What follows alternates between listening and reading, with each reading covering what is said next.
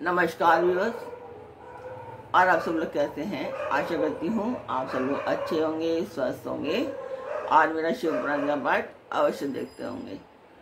तो सबसे पहले हम जान लेते हैं कि कल तक हमने कहाँ तक बढ़ा था। तो आप सबसे पहले मैं जानना चाहूँगी कि आप लोगों ने सब्सक्राइब किया या नहीं। वो सब्सक्राइब कर लीजिए सबसे पहले और लाइक कर दीजिए, क्योंकि पाठ आपको बहुत अच्छा लगने वाला है। तो जान लेते हैं कि कल तक हमने कहाँ तक जाना था, कहाँ तक बढ़ा था। तो था कि तात परमेश्वर शिव के विषय में यह कोई आश्चर्य की बात नहीं समझनी चाहिए। मुनि लोग शिवा और शिव की ऐसी ही कथाएं कहते हैं। कुछ मनुष्य उन दोनों में वियोग मानते हैं, परंतु उनमें वियोग कैसे संभव है। शिवा और शिव के चरित्र को वास्तविक रूप से कौन जानता है। वे दोनों सदा अपनी इच्छा से खेलते और भांति भांति की लीलाएं करते हैं। सती और शिव वाणी और अर्थ की भांति एक दूसरे से नित्य संयुक्त हैं। उन दोनों में वियोग होना असंभव है। उनकी इच्छा से ही उनमें लीला वियोग हो सकता है। तो कल तक यहाँ तक था। और जो लोग मेरा पाठ हमेशा देखते हैं वो जानते होंगे कि मैं ये पाठ एक मंदिर के लिए कर रही हूँ। पर जो नए लोग हैं, जो नए दर्शक हैं, वो जानना चाहेंगे कि मैं ये पाठ क्यों कर रही हूँ, किस लिए कर रही हूँ। तो ये एक शुभ कार्य है, मंदिर के लिए है और मंदिर के लिए मैं कर रही हूँ। तो चाहती हूँ इसमें आप सब लोगों का सहयोग चाहती हूँ कि आप सब लोग सब्सक्राइब करें और अपने परिवार और मित्रगणों से भी सब्सक्राइब एंड शेयर अवश्य करवाएं।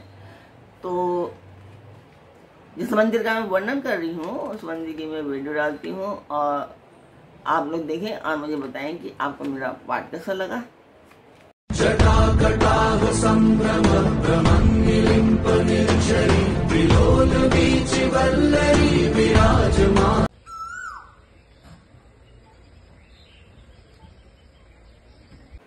तो मंदिर की वीडियो आपने देखी, आपको मेरा पाठ कैसा लगा कमेंट बॉक्स में मुझे अवश्य बताएं।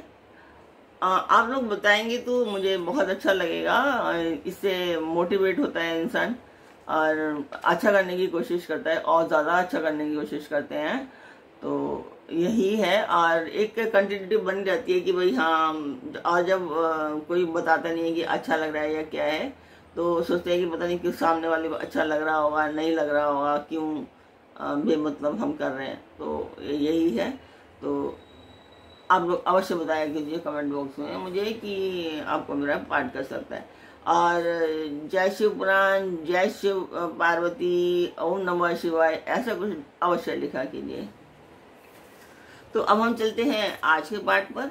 स्वागत करती हूँ मैं आप सभी का अपने इस कार्यक्रम शिव पुराण में। तो शिव पुराण में आज के पाठ में है कि प्रयाग में समस्त महात्मा मुनियों द्वारा किए गए यज्ञ में दक्ष का भगवान शिव को तिरस्कार पूर्वक श्राप देना तथा नंदी द्वारा ब्राह्मण कुल को श्राप प्रदान, भगवान शिव का नंदी को शांत करना। तो ब्रह्मा जी कहते हैं, नारद, पूर्व काल में समस्त महात्मा मुनि प्रयाग में एकत्रित हुए थे। वहां सम्मिलित हुए उन सब महात्माओं का विधि विधान से एक बहुत बड़ा यज्ञ हुआ। उस यज्ञ में सनकादि सिद्धगण, देवऋषि, प्रजापति, देवता तथा ब्रह्म का साक्षात्कार करने वाले ज्ञानी भी पधारे थे। मैं भी मूर्तिमान महातेजस्वी निगमों और आगमों से युक्त हो सब परिवार वहां गया था। अनेक प्रकार के उत्सवों के साथ वहां उनका विचित्र समाज जुटा था। नाना शास्त्रों के संबंध में ज्ञान चर्चा एवं वाद विवाद हो रहे थे। मुनि उस अवसर पर सती तथा पार्षदों के साथ त्रिलोक हितकारी सृष्टिकर्ता एवं सबके स्वामी भगवान रुद्र भी वहां आ पहुंचे। भगवान शिव को आया देख संपूर्ण देवताओं, सिद्धों और तथा मुनियों ने और मैंने भी भक्ति भाव से उन्हें प्रणाम किया और उनकी स्तुति की। फिर शिव की आज्ञा पाकर सब लोग प्रसन्नता पूर्वक यथास्थान बैठ गए। भगवान का दर्शन पाकर सब लोग संतुष्ट थे और अपने सौभाग्य की सराहना करते थे। इसी बीच प्रजापतियों के पति प्रभु दक्ष जो बड़े तेजस्वी थे अकस्मात घूमते हुए प्रसन्नता पूर्वक वहां आए। वे मुझे प्रणाम करके मेरी आज्ञा ले वहां बैठे। दक्ष उन दिनों समस्त ब्रह्मांड के अधिपति बनाए गए थे, अतएव सबके द्वारा सम्माननीय थे, परंतु अपने इस गौरवपूर्ण पद को लेकर उनके मन में बड़ा अहंकार था। क्योंकि वे तत्व ज्ञान से शून्य थे, उस समय समस्त देवऋषियों ने नतमस्तक हो स्तुति और प्रणाम के द्वारा दोनों हाथ जोड़कर उत्तम तेजस्वी दक्ष का आदर सत्कार किया। परंतु जो नाना प्रकार के लीला विहार करने वाले सबके स्वामी और उत्कृष्ट लीलाकारी स्वतंत्र परमेश्वर हैं, उन महेश्वर ने उस समय दक्ष को मस्तक नहीं झुकाया। वे अपने आसन पर बैठे ही रह गए, खड़े होकर दक्ष का स्वागत नहीं किया। महादेव जी को वहां मस्तक झुकाते ना देख मेरे पुत्र प्रजापति दक्ष मन ही मन अप्रसन्न हो गए। उन्हें रुद्र पर सहसा क्रोध आ गया। वे ज्ञान शून्य तथा महान अहंकारी होने के कारण महाप्रभु रुद्र को क्रूर दृष्टि से देखकर सबको सुनाते हुए उच्च स्वर में कहने लगे। दक्ष ने कहा, ये सब देवता असुर श्रेष्ठ ब्राह्मण तथा ऋषि मुझे विशेष रूप से मस्तक झुकाते हैं, परंतु वह जो प्रेतों और पिशाचों से घिरा हुआ महामनस्वी बनकर बैठा है, वह दुष्ट मनुष्य के समान क्यों मुझे प्रणाम नहीं करता।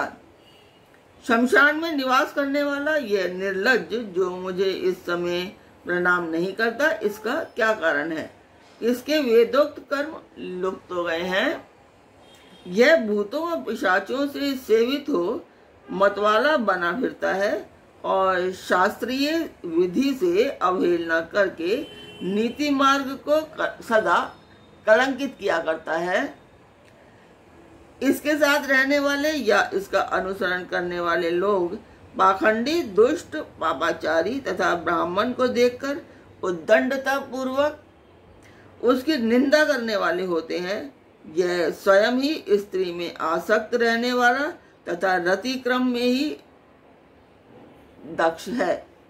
अतः मैं इसे शाप देने को उद्यत हुआ हूँ। यह रुद्र चारों वर्णों से पृथक और कुरूप है, इसे यज्ञ से बहिष्कृत कर दिया जाए।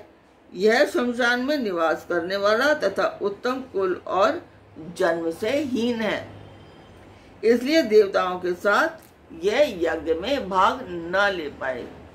तो ब्रह्मा जी कहते हैं, नारद दक्ष की कही हुई यह बात सुनकर भृगु आदि बहुत से महर्षि रुद्रदेव को दुष्ट मानकर देवताओं के साथ उनकी निंदा करने लगे।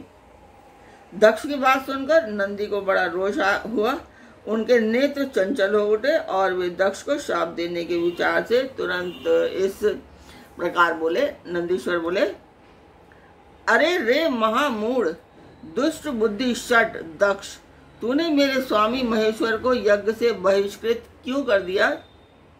जिनके स्मरण मात्र से यज्ञ सफल और तीर्थ पवित्र हो जाते हैं, उन्हीं महादेव जी को तूने शाप कैसे दे दिया? दुर्बुद्धि दक्ष, तूने ब्राह्मण जाति की चपलता से प्रेरित हो इन रुद्रदेव को व्यर्थ ही शाप दे डाला है। महाप्रभु, रुद्र सर्वथा निर्दोष है, तथापि तूने व्यर्थ ही उनका उपहास किया है। ब्राह्मण धम जिन्होंने इस जगत की सृष्टि की है, जो इसका पालन करते हैं और अंत में जिनके द्वारा इसका संहार होगा, उन्हीं इन महेश्वर रूप को तूने शाप कैसे दे दिया? नंदी के इस प्रकार फटकारने पर प्रजापति दक्ष रोष से आग बबूला हो गए और उन्हें शाप देते हुए बोले, अरे रुद्रगणों, तुम सब लोग वेद से बहिष्कृत हो जाओ। वैदिक मार्ग से भ्रष्ट तथा महर्षियों द्वारा परित्यक्त हो पाखंडवाद में लग जाओ और शिष्टाचार से दूर रहो। सिर पर जटा और शरीर में भस्म एवं हड्डियों के आभूषण धारण करके मद्यपान में आसक्त रहो। जो दक्ष ने शिव के पार्षदों को इस प्रकार शाप दे दिया,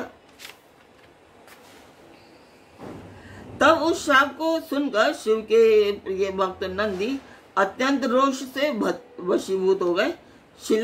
शिलाद पुत्र नंदी भगवान शिव के प्रिय पार्षद और तेजस्वी हैं। वे गर्व से भरे हुए महादुष्ट दक्ष को तत्काल इस प्रकार उत्तर देने लगे।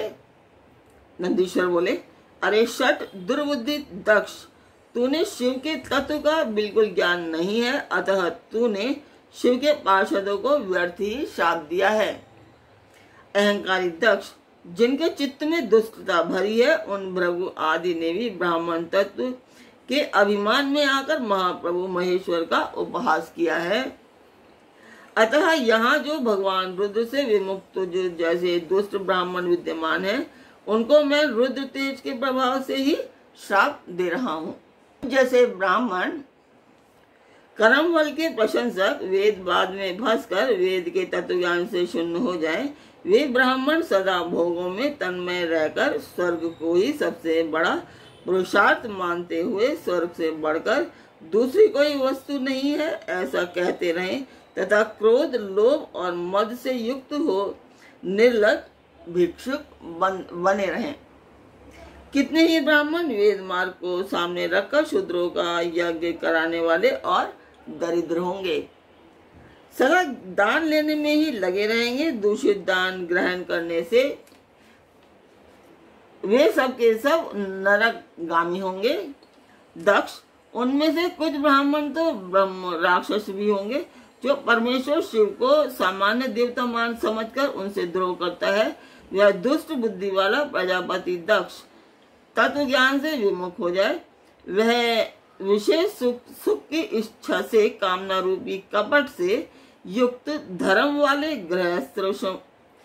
गृहस्थाश्रम में आसक्त रहकर कर्म कांड का तथा कर्म फल की प्रशंसा करने वाले सनातन वेद भाव का ही विस्तार करता रहे। इसका आनंददायी मुख नष्ट हो जाए, यह आत्मज्ञान को भूलकर पशु के समान हो जाए तथा यह दक्ष कर्म भ्रष्ट से हो शीघ्र ही बकरे के मुख से युक्त हो जाए। इस प्रकार कुपित हुए नंदी ने जब ब्राह्मणों को और दक्ष ने महादेव जी को शाप दिया, तब वहां महान हाहाकार मच गया।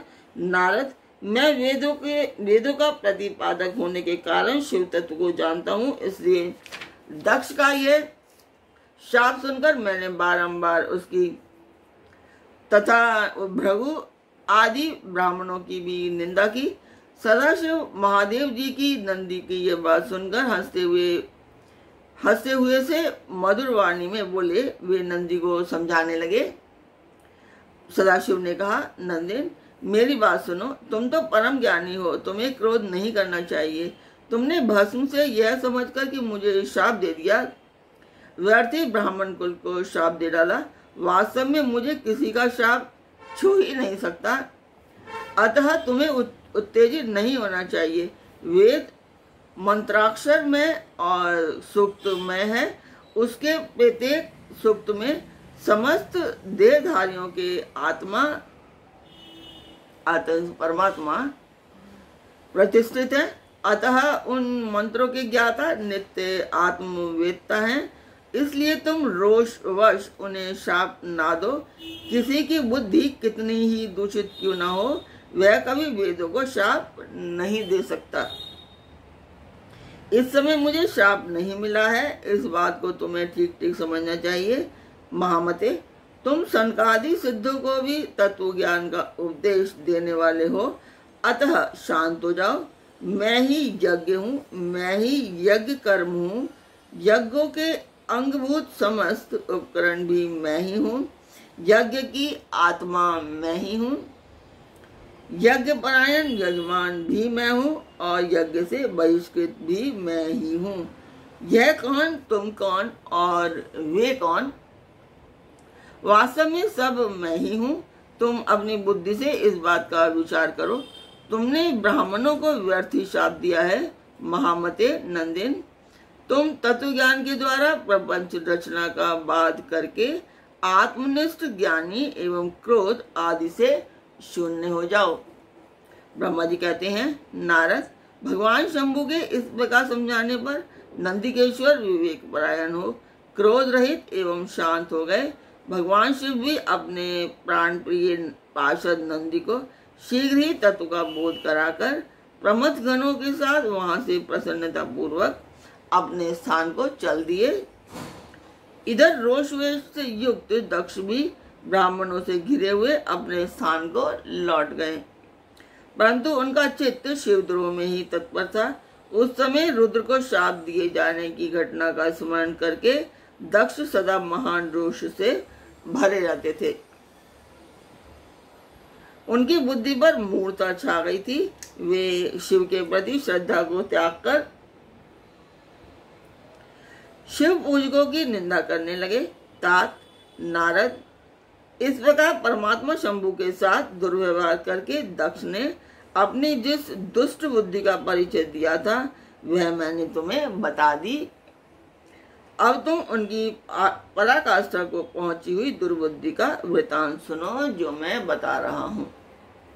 तो अब उनकी दुर्बुद्धि का जो वृतांत बता रहे हैं ब्रह्मा जी, वो हम कल पढ़ेंगे आगे। तो आशा करती हूँ आपको मेरा पाठ अच्छा लगा होगा और अच्छा लगता होगा। तो कल फिर मिलेंगे एक नए पाठ में, एक नई उमंग, एक नई तरंग के साथ। ओम नमः शिवाय।